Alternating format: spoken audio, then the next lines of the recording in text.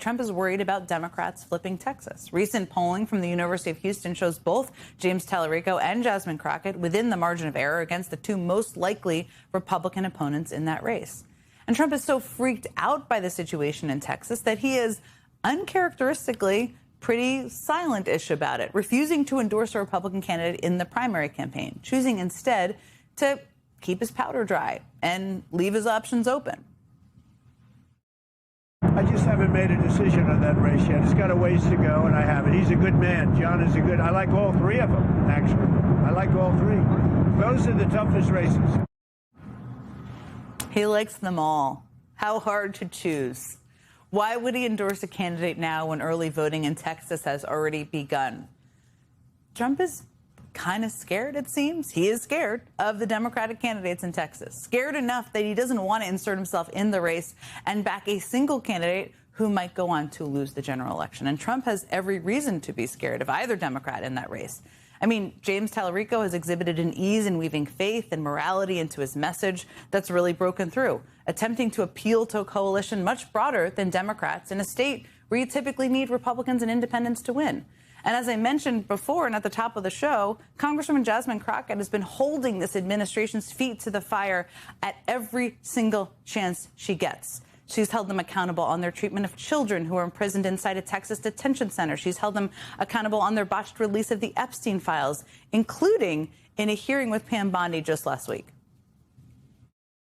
You're spending more taxpayer resources arresting journalists than you are prosecuting pedophiles and creeps. I completely don't get how it is that you're sitting at the top of DOJ, because you don't seem to be good at your job. There we go. Certainly not holding back. Jasmine Crockett has even introduced a bill to rein in Trump's FCC and stop it from censoring critics to push a political agenda. All of which makes it incredibly ironic that CBS is citing Congresswoman Crockett as part of their decision to bend to Trump's agenda and censor her opponent. And I'm very eager to hear what she has to say about all of it. Joining me now is Democratic Congresswoman Jasmine Crockett of Texas. She is, of course, a candidate for U.S. Senate. There are so many things to talk to you about, and I'm so grateful you're here. Let me just start with some of the news from today, which I just outlined. I mean, in CBS's statement on what happened with Colbert's show last night, they name-checked you. I mean, they said this: the show was provided legal guidance that the broadcast could trigger the FCC equal time rule for two other candidates, including Congresswoman Jasmine Crockett. What do you make of that explanation? We actually received a phone call, and that was a little bit earlier today. And in that call, they explained that they actually told CBS that they could go ahead and move forward with the interview of James Tallarico. They just needed to offer me equal time. I did not get a request from the Colbert Show to go on. As you know, I've been on Colbert multiple times. And frankly, if we would have gotten an offer, that would have been great. But we're in the middle of early voting, so I'm kind of focused on being in Texas at this moment. I don't know what to believe, that's for sure. But I got that phone call as I was out talking to voters. That's it. So there's so many things to talk to you about again. But they called you today, but they decided not to air the interview last night. You've been on Colbert a number of times, as you just said. Did you have any issue when they were going to air the interview last night, when they promoted it, or when it was supposed to air? Or did anyone from your campaign? No, we didn't have an issue. I mean, we've never run into an issue with Colbert. And even as you talked about The View, supposedly this FCC complaint came about because I had more time than Mr. Tallarico when I went on there after I declared my candidacy. Listen, I will tell you that I have no love for Bari Weiss. I have no love for Brendan Carr whatsoever. But I do think that, as you also mentioned, Kimmel, it is important that we resist in this moment. And so there were a number of options that could be put on the table. And frankly, the Late Show decided that this was the option. And I think that it was a good strategy. I mean, look at what happened when they tried to censor CCOT. We found out that you could get a lot more views. So I think it probably gave my opponent the boost he was looking for. So I think it's probably better that he didn't get on and that they went straight to streaming, because we know that when we resist and when we know that it seems like they're trying to change the rules and bend the knee to this president, that it backfires in historic fashion.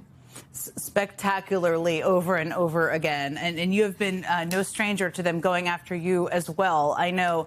Let me ask you about something, and I mentioned this a little bit in the opening. Trump was asked about the Republican candidates in the Texas race on Air Force One last night, and he kind of said, I like them all, and refused to really endorse any of them. What did you make of that? Why do you think that is? I love it. There's a couple of things about this, right? A lot of people are like, there's no way Texas can do this. And I'm here to tell you that even on day one of early voting, we are exploding with participation right now. And we just had 2 special elections, one that swung 30 points, another one that swung 17 points. We are really ready to do this in Texas. And frankly, right now, I will tell you what the insiders tell me. They tell me that he really doesn't like John Cornyn, so he just doesn't want to endorse him.